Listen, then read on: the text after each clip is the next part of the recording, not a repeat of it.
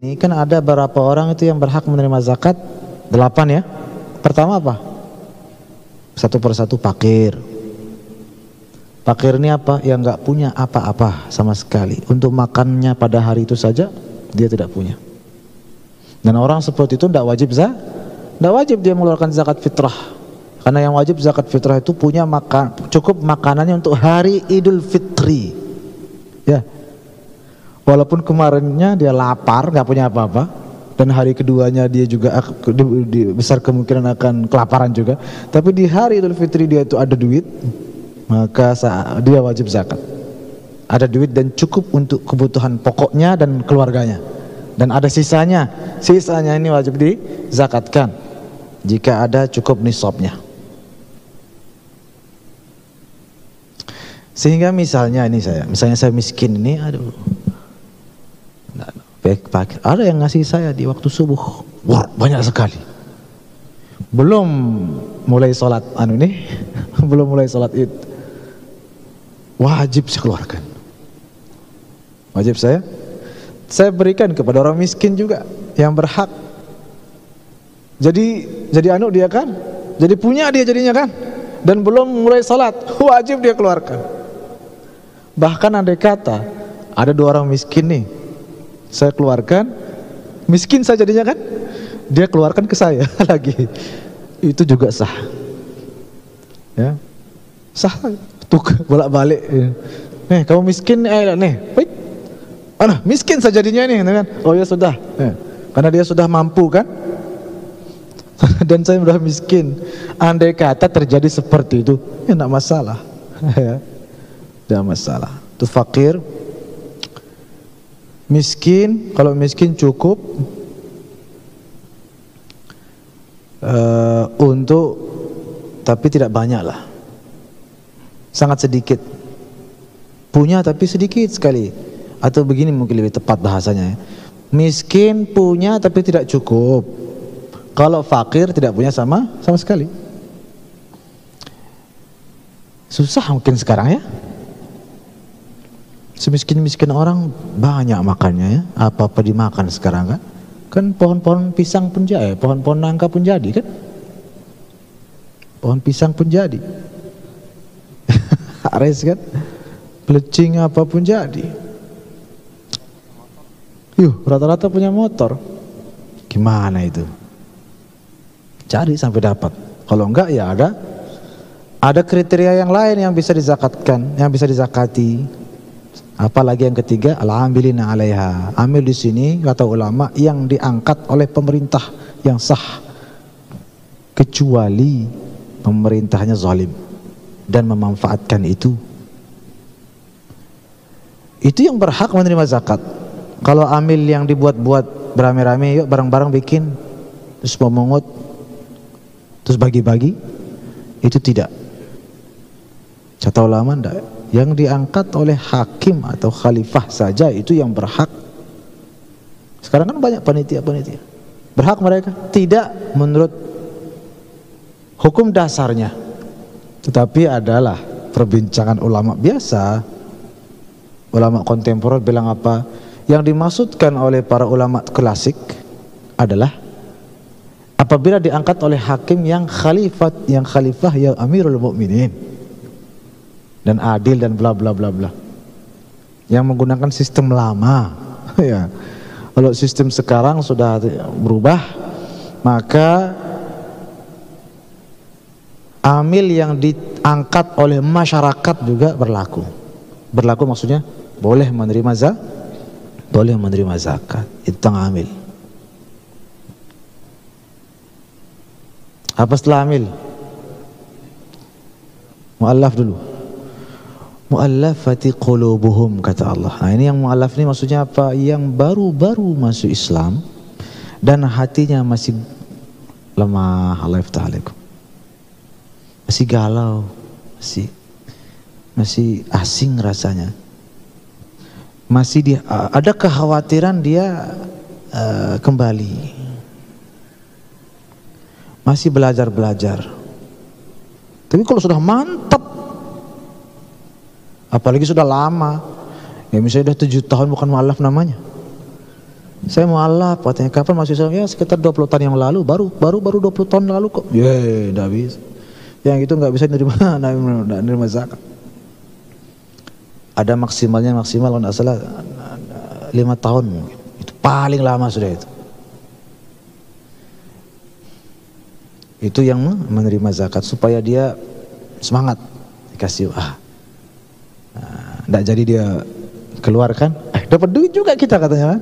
Tidak jadi dia kembali ke agamanya lah gitu.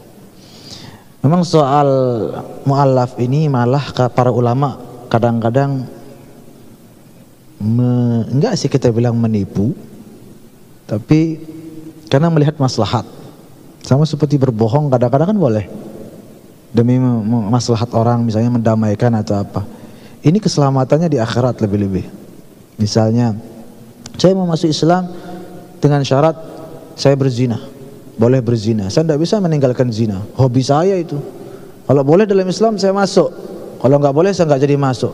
Misalnya, boleh masuk, apa itu.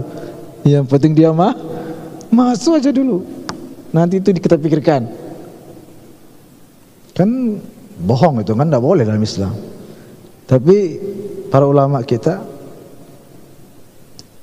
ya, masuk dulu, masuk. Seperti pengalaman di Mesir juga ada seorang ulama yang cuma dia pintar beri syarat balik. Ya dalam Islam boleh ikut berzina, katanya. Cuma ada satu yang nggak boleh. Apa itu? Berbohong sama istri. Nggak boleh itu.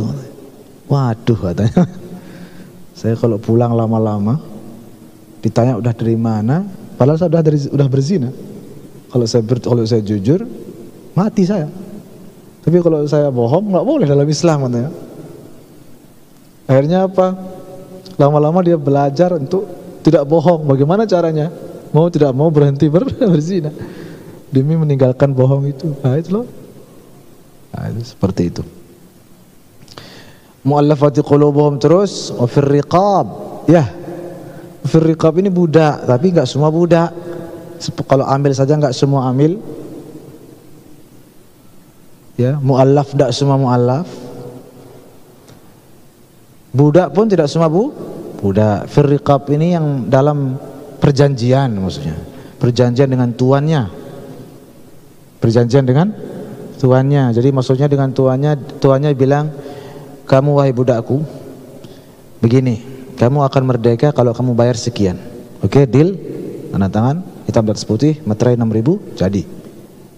Kalau kamu bayar sekian dirham, sekian dolar misalnya, kalau ada budak, kan ada budak sekarang, maka kamu merdeka. Nah yang itulah yang berhak menerima zakat agar mudah proses mendapatkan atau memperoleh kemerdekaan itu.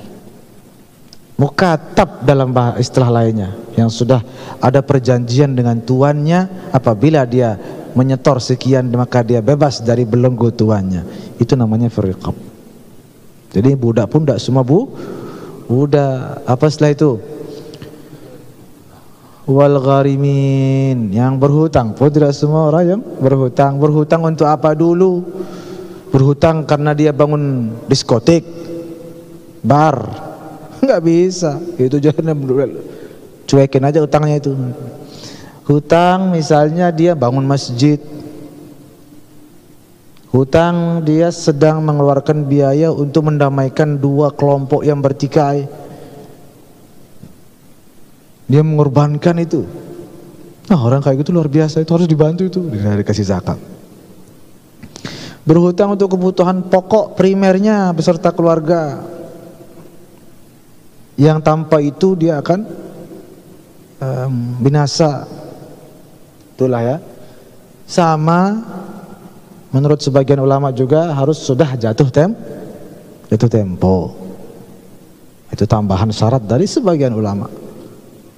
Tapi sebagian ulama walaupun belum jatuh tempo, berhak dia. Apa terus? Fi sabilillah. Ini yang paling panjang perbincangannya ya. Coba saya mau dengar nih bagaimana pendapat antum ini tentang fi sabilillah ini. Karena fi sabilillah ini yang sekarang terlalu diperlebar. Betul apa tidak? Setuju nggak atau nggak setuju itu? Mungkin kalau yang menerima setuju sekali ya.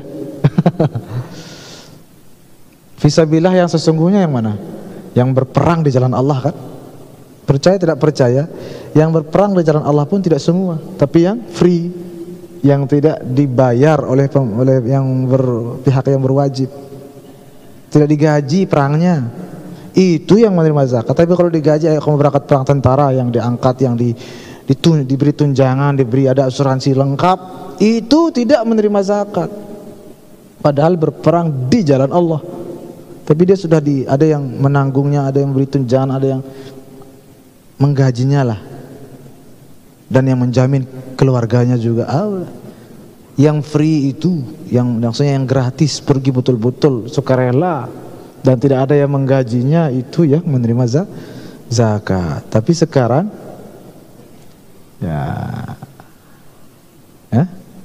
masjid fisabilillah ya, madrasah fisabilillah, apalagi tokoh agama fisabilillah, guru fisabilillah, murid santri fisabilillah. Gimana itu kira-kira itu?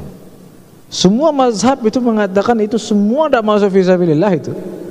Masjid itu, kas masjid itu apapun namanya, madrasah kayak apa, semua mazhab yang 4. Tapi prakteknya dan hukum di negara kita, di Basnas pun sekalipun ya begitu kan? Gimana? Coba saya mau mendengar sekarang. Kan kita berdialog ya. Bagaimana menurut pelunggu? Siapa sila? Saya mau dengar opininya tentang fisabilillah ini. Nah, yang kemudian siapa tahu ada rekomendasi gitu kan? Nggak tahu diterima benda, terserah. Yang penting faktanya begitu sekarang. Tokoh agama padahal sugih, santri, guru, masjid. Kalau masjid yang baru dibangun, dinarak donaturnya sama sekali, terus melarat puluhan tahun, tidak begitu-gitu saja, masih mending. Tapi ini kadang-kadang Allahu a'lam ya. Nanti kita dengarkan, ini belum ada yang angkat tangan nih. Apa terakhir? Wabnis sabil ya. Nah, yang musafir juga tidak semua orang kan begitu. Musafir yang sedang di tengah perjalanan dan habis bekalnya, kenapa dikasih zakat? Agar kita berikan kemudahan untuk melanjutkan perjalanannya sampai ke tujuan. Ini aja mola dia merantau tapi kaya kan, semua bekalnya lengkap.